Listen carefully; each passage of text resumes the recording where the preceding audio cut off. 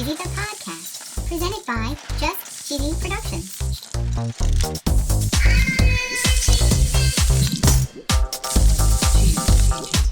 Hi there, I'm your host, Fondue. In this week's episode, we're going to talk a little bit about cream cheese in the holidays. Talking about me. We're going to learn why Philadelphia cream cheese is called Philadelphia cream cheese. Mystery. We're going to follow up on that cream cheese shortage. We're going to learn a little bit about why cheese is stolen so frequently. Really? And we're going to hear a very cheesy joke. Stay tuned for Just Cheesy the Podcast, episode number 5.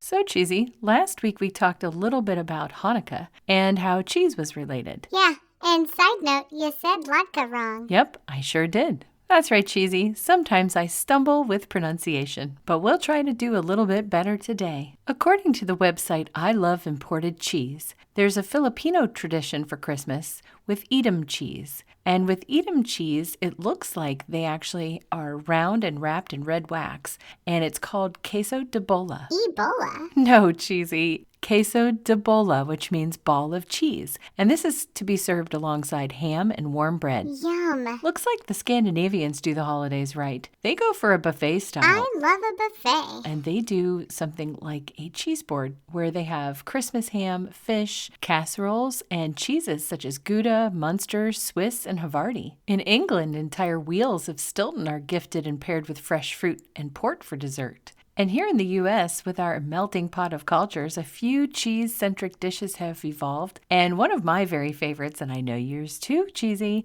is the cheese ball. Cheese ball. Woot woot. Some people make a cranberry pecan cheese ball. Some make a cheddar cheese ball. I always made the cheese ball with dried beef and onion and garlic powder. Oh, they're so good. They really are so good, cheesy, and they're easy to make. So speaking of cream cheese, did you know that there are tons of different brands of cream cheese? I had a hunch. I guess I did too, cheesy, but usually at the store you get the store's brand and Philadelphia. There are 8 listed on the tasteofhome.com website. They have Gina Marie. This cream cheese is served in a tube like breakfast sausage. There's Kite Hill, which is an almond milk-based cream cheese. How do you milk an almond? You can't milk an almond, cheesy, but there are all kinds of alternative products for milk, and those can also be turned into cheeses. Moving right along, there's Zingerman's, which is an old-school cream cheese based on a 1930s era recipe from Detroit. There's another vegan option called Mayoko's. There is a Greek yogurt option, which is called Greek, and it's made by Green Mountain Farms. There's Belle Chèvre.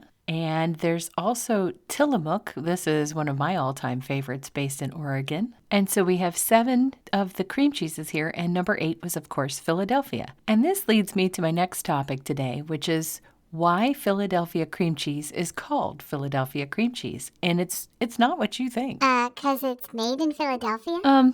Yeah, that's just it, cheesy. It's not from Philadelphia. Really? According to BillyPenn.com, the fact that Philadelphia was in the name stems not from its location, but its reputation. At the time, Philadelphia was widely considered as the country's top spot for high-quality dairy. Because of this, there are myths such as it was invented by someone in Philly, then stolen, or it was actually from Philadelphia, New York. It boils down to this. By the mid-1800s, U.S. farms were producing fresher, unaged version of the European Neufchâtel cheese. A dairyman named Lawrence boosted the cream content and then just called it cream cheese. And then this wily cheese distributor named Reynolds repackaged it and called it Philadelphia cream cheese. He was one of the first to uniquely identify a product with a brand that stood alone without any reference to the manufacturer. And from the 1800s to today, there have been several different manufacturers that have produced Philadelphia brand cream cheese. But with the packaging and logo staying the same, nobody really noticed the name changes or mergers. And today it's owned by Kraft. Who's not a sponsor? But if they were, we'd mention them right now.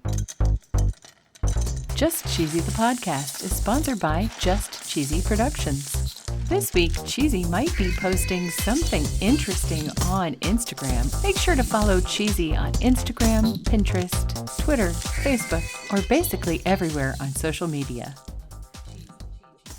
Time for my favorite segment. This week in cheese. Last week, we found out that there were cream cheese shortages that were going to really mess with New York City. And if you recall, last week we talked about bagel shops being really hard hit, but this week we're actually talking about Junior's cheesecake. Oh, no. And that's going to be a real problem during the holidays. According to Bloomberg.com, one of the big reasons was due to a cyber attack on the biggest U.S. cheese manufacturer. Holy cow. Schreiber Foods in Wisconsin. They make cheese slices for most top burger chains in America, but they also have a cream cheese business that rivals Kraft's. And they were closed for days in October after hackers compromised their plants and their distribution centers. Cream cheese production in October fell 6.9%, but the consumption is up over 18% compared to 2019. So let's stay tuned to the cream cheese crisis of 2021. I guess.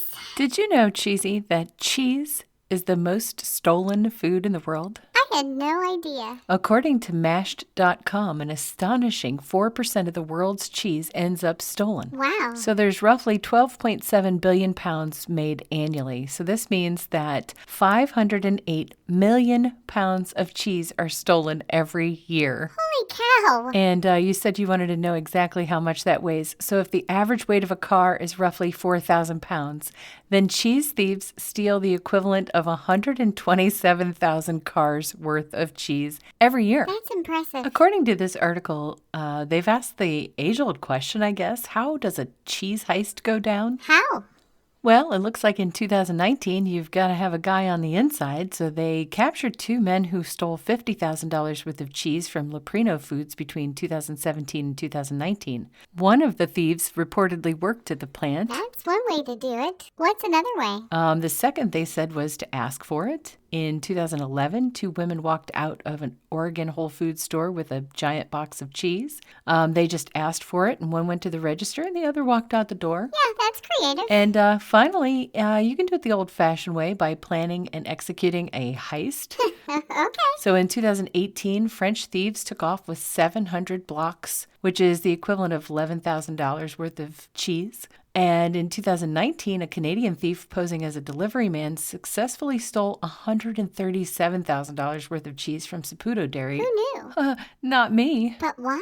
Primarily because it's expensive. Most cheese is stolen in large enough quantities for resale to other markets and restaurants. So on that note, I guess it's time for a joke. I'm ready. Why didn't the cheese want to be sliced? I don't know why. Because it had greater plans. Get it? Greater plans. I get it. That one's so goofy. Nope. It's a little bit cheesy.